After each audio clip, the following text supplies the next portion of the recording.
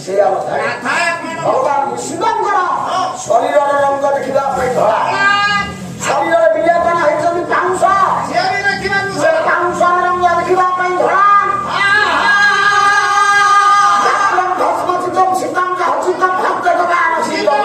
ତାଙ୍କର ହସଟାକୁ ନା ଦେଖିବା ପାଇଁ ଧଳା ଜାବର ପେଷ୍ଟରେ ଦାନ୍ତ ହସିଲେ ଶିବଙ୍କର ହସ ହବ ଧଳା ଧଳା ହସ କାହାକୁ କହୁନି ଦାନ୍ତର ରଙ୍ଗରେ ନାହିଁ ତୋ ଦାନ୍ତ କେତେ ସୁନ୍ଦର ହେଇଥିଲା ମଝିରେ ତୁ ଚଣ୍ଡାଳ ବୁଦ୍ଧି କରିକି ତୁ ଭାବୁଛୁ ଓଡିଶାର ସମସ୍ତ ଲୋକା ଯେତେବେଳେ କାନ୍ଦିବୁ ସେତେବେଳେ ତୁ ଭାବୁକୁ ପାଢି କଥା ଭୁଲ ହେଇଯାଇଛି କହିବାର ଉଦ୍ଦେଶ୍ୟ ଆପଣମାନେ ଦେଖିବେ ଦାନ୍ତ ପାନ ଖାଇକି ଯୋଉ କାଳିଆ କିଣିକିରି କରୁଛନ୍ତି ତାଙ୍କ ଦାନ୍ତକୁ ଧଳା ବୋଲି କୁହାଯାଇ ପାରିବ ନା ଶକୁନିର ହସକୁ କେହି ଧଳା ବୋଲି କହିପାରିବ ନା କାହିଁକି ନା ଭଗବାନ ଶଙ୍କରଙ୍କର କପଟର ହସଟା ଆଜ୍ଞା ଦେଖିବା ପାଇଁ ଧଳା ଆହୁରି ଧଳା କଣ ଡାକ୍ତର ଭସ୍ମ ଛିତମ ଛିତମ ହଜିତମ ହସ୍ତରେ ହାତରେ ଧରିଛନ୍ତି ନରମୁଣ୍ଡର କପାଳ ସେ କପାଳଟା ଦେଖିବା ପାଇଁ ଧଳା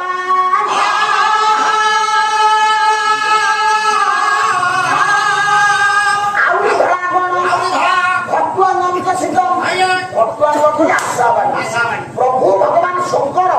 ହାତରେ ଧରିଛନ୍ତି ଗୋଟେ ଆଶାବାଡି ସେ ଆଶାବାଡିଟା ଦେଖିବା ପାଇଁ ଧଳା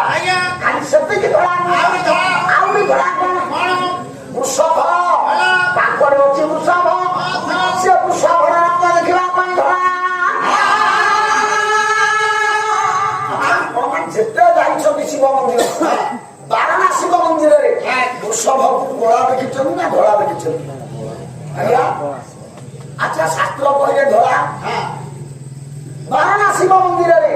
ଶିବକୁ କଳା ଦେଖିଛନ୍ତି ନା ଧଳା ଦେଖିଛନ୍ତି କଳା ଆଚ୍ଛା ନୀତି କହିଲେ ଶାସ୍ତ୍ର ଯେ ଧଳା କହିଲେ ଶାସ୍ତ୍ର ଏଇଆ ବର୍ଣ୍ଣନା ଦିଏ ଶାସ୍ତ୍ର ଭ୍ରମରେ ପକାଏ ବାସ୍ତବତାକୁ ଖୋଜିବା ପାଇଁ ହେଲେ ପାଲା ଭିତରକୁ ଗଲେ ହବ ଶାସ୍ତ୍ର ଭିତରକୁ ଗଲେ ହବ ମୁଁ ଆପଣଙ୍କୁ ବର୍ଣ୍ଣନା କରିବି ବାସ୍ତବରେ ଶିବଙ୍କର ରଙ୍ଗ କଣ କାହିଁକି ଶିବ କଳା ହେଲେ ଶିବ କାହିଁକି ଧଳା ହେଲେ ନା କନ୍ୟା ସୀତା କୁଣ୍ଡଲେ କାନରେ ଲଗେଇଛନ୍ତି ଭଗବାନ ଶିବ କୁଣ୍ଡଳ ସେ କୁଣ୍ଡଳ ଗୁଡ଼ିକ ଦେଖିବା ପାଇଁ ଧଳା